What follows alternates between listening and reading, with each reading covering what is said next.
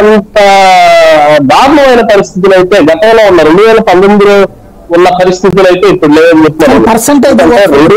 స్థాయిలో ఉంది కదా, ఖచ్చితంగా పర్సెంటేజ్ అంటే తక్కువ మెజారిటీతో గెలిచే సీట్లు ఉంటాయి. కాకపోతే అంత పెద్ద మెజారిటీ అయితే మన రామ్ కుమార్ గారు చెప్పినట్టు అంత పెద్ద మెజారిటీ అయితే రాకపోవచ్చు.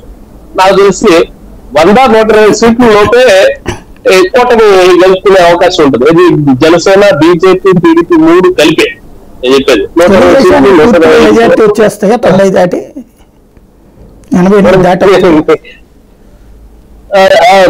మొటామొటిగా 2-3 సీట్లు అటు ఇటుగా టీడీపీకి వచ్చే అవకాశం ఉంది. 105 వాళ్ళకి వచ్చింది, 103-4 వీళ్ళకి వచ్చినాయి బీజేపీకి. టోటల్ గా 106 అప్పుడు.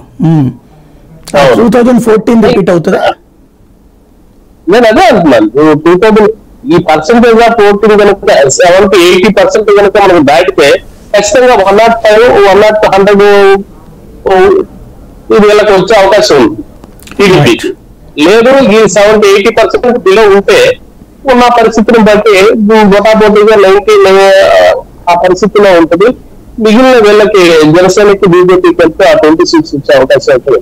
రైట్.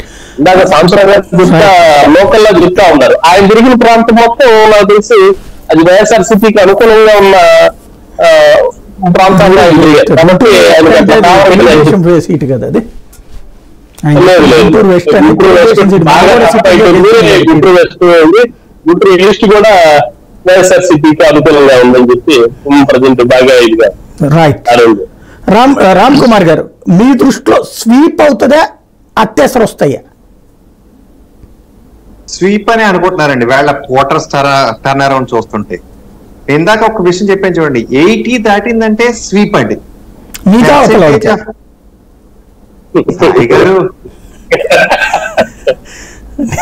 మొత్తం డిబేట్ అంతా కన్ఫ్యూజ్ అయిపోతారు. ఏమైంది ఆరెంజ్ ఒక్క వేసుకోబట్టి కానీ చూసి వాళ్ళంతా ఒకసారి వాళ్ళ ఒక జలక్కిచ్చినట్టు వాళ్ళకి మీకు మీరు